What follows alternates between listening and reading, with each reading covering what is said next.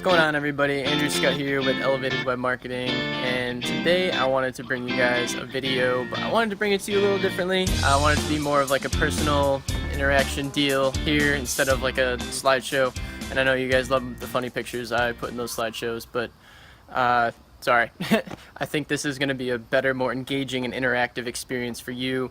So that's why I'm doing this. I mean, I do write articles on the same topics as these videos, so if you want a more visual representation with all the funny pictures, you can check out those articles as well. They're on my website, or I'll link to them below this video or somewhere. They're not far out of your reach, is my point. But today I want to talk to you a little bit about becoming the go-to business in your area, in your field and expertise. And I want to kind of get you to think about a little bit what it would look like if you were the go-to business in your area for what you do. If there's a conversation about the Mexican restaurants between four random people at a bar, is your restaurant, if you're a Mexican restaurant owner, is your restaurant the one that's going to be brought up, or is it going to be somebody else's down the street? Like, what does that look like for you? In terms of, like I said, being the go-to business in your area for whatever it is you do for your niche, right?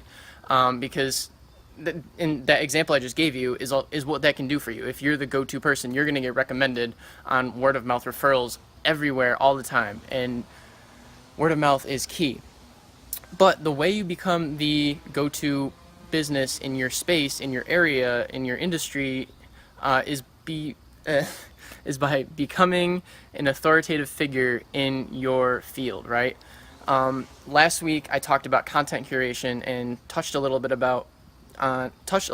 on how to become an authority in your space, but I want to go into it in a little more detail here. So we're going to talk about basically becoming an authority in your space, in your local area, so that you can become that go-to business and get that word of mouth marketing up and running, even more so than it already is. But basically, that was where I wanted to go with this, is how do a lot of businesses get most of their business, right? I talk to a lot of business owners and I hear a lot of different things. There's different kinds of advertising strategies, there's different campaigns and promotions and local events and stuff like that. But the one underlying thing that I hear over and over and over again, no matter what business it is word of mouth.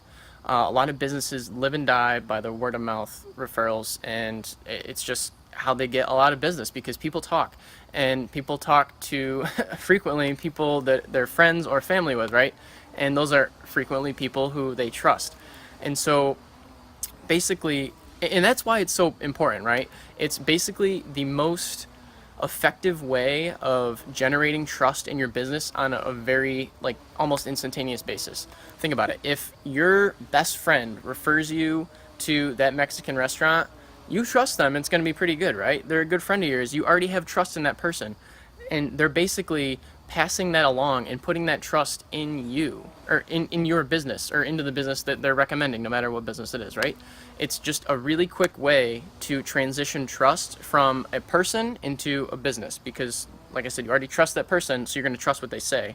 And if they say you, they're going to trust you, or whatever that business is.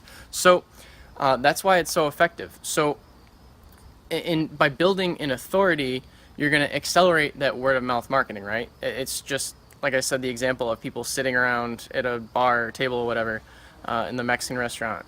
The restaurant that gets recommended the most is the one that has that authoritative brand, more or less, in the area. And that's why it gets recommended, because people know it is good, so people are quick to refer it. And actually, I'm going to give you a completely different example. So there's a local lawyer in town, right? And he's a DWI lawyer. His thing is the DWI guy. That's his, like, slogan, tagline. That's what he's known for. And he's everywhere. Like, his brand is everywhere. He's on billboards and television, and, like, you just hear about him everywhere. So, I mean, I've never needed a DWI lawyer. I don't have any friends who have needed a DWI lawyer. And therefore, I don't know anything about him. But if somebody was to ask me or what lawyer they should go to for a DWI, guess who I would say? The DWI guy, because he's branded himself that way. and he's put himself everywhere so that he is that authoritative figure. By effectively branding himself, he's developed that presence of, okay, if I need a DWI lawyer, I'm obviously going to call this guy. He's everywhere. He's in my ear. He's in the back of my mind. Just by default, as a result of good marketing and good branding, because it really is branding. Your branding is everything. Your branding is your reputation, and it's just, if you don't have the brand on point, and I'm going to talk more about branding next week actually, but if you don't have the branding down and the marketing down, then your word of mouth isn't going to be there. Like, I wouldn't refer the DWI guy to somebody if I didn't know who he was, obviously, but since I do, it would be the first thing I recommend to somebody if they were to come to me with that problem. So basically, when you generate more word of mouth by becoming an authority, you're going to generate more sales, more leads, and more revenue in your business, just because people are going to refer you. People are going to refer you to their friends, and it's just that quick transition of trust. And like I said, revenue gets increased by word of mouth, and revenue is super important in your business, right? No matter what business you're in, you need revenue. It's the lifeblood of your business, and there's really only two ways to increase the revenue in your business, right? You can sell more to existing customers, or you can get new customers altogether and sell to them. So for number one, selling more to your existing customers, that's good and all, but you don't want to sell them services or products or anything that they don't need just to make more money. That's not good practice, and that's going to negatively affect your brand in the long run, because this is a long-term game, right? You're not in business for the next year or 2 years. You want to be in business for a while. I'm assuming. You're here, right? You're trying to grow your business, so I'm assuming you want it to be around a while. So that leaves getting to new customers and selling to new customers that have your problem and need your solution that your product or service offers. So basically, you need to get in front of more people that have the problem that your product or service fixes, that is the solution. So, and to do that, you need to get their attention. You don't want to just be in front of them, and that's why I push a lot of social media marketing, because that's where everybody's attention is. Nobody pays attention to the TV commercials between their favorite show because they just switch the channel, or the radio because they change the station. But on social media, like, that's where people are. That's where people's attention is. So that's where they're actually going to pay attention and consume the content that you put out. So, and that kind of brings to light the importance of producing content, right? If you're not actively getting yourself out there and getting in front of people and getting people's attention, you aren't going to be able to establish that authority. Guy Kowalski has a great quote. It's something along the lines of, if you're not going to toot your own horn, don't complain that there's no music. If nobody's going to promote you just willingly, I mean, except the raving fans you have in your business and maybe your mom, but like, it's only going to go so far. You need to toot your own horn. You need to put your stuff out there, and you need to produce content. And the easiest way to produce content at scale and get it in front of your audience where they're paying attention is on Facebook. You need to be putting out content on Facebook all the time, and Instagram more and more too. But Facebook's a good place to start if you aren't super into the content game yet. So, and if you're not sure what to post, I actually did create a list of 30 plus post ideas that you could use. It's like a master list. I'll link it in the description below this video, so you can download that. It's completely free. Great thing to keep on your desk if you're like looking for post ideas and you need something to post. Just have it there so you can reference it. Anyway, I'm going to give you a few quick ideas to help you build authority and generate more word of mouth marketing in your business and in your local area. So 4 quick ways that I wanted to go through to help you build authority are curating content, which again I talked about last week. I'll also link that article in the description below.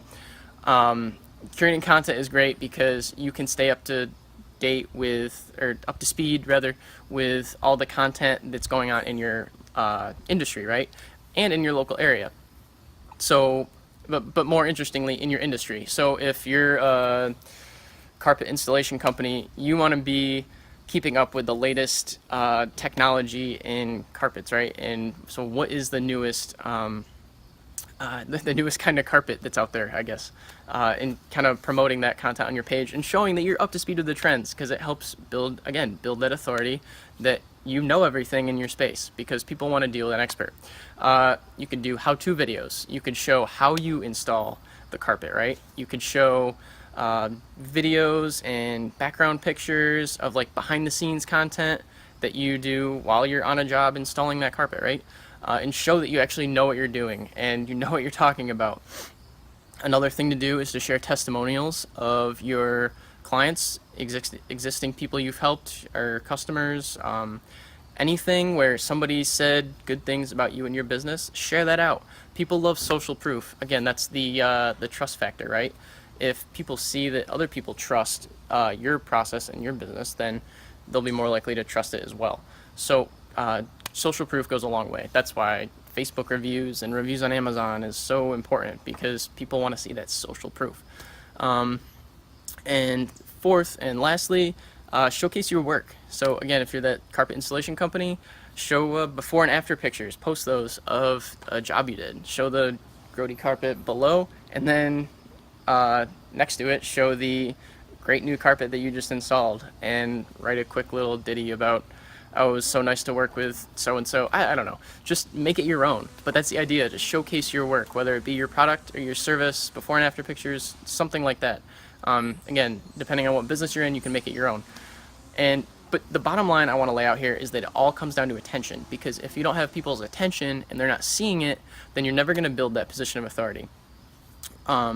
Because just nobody's seeing it. It's kind of like, I used the metaphor before, an artist, a musical artist playing a show at a venue, but there's nobody in the seats, right?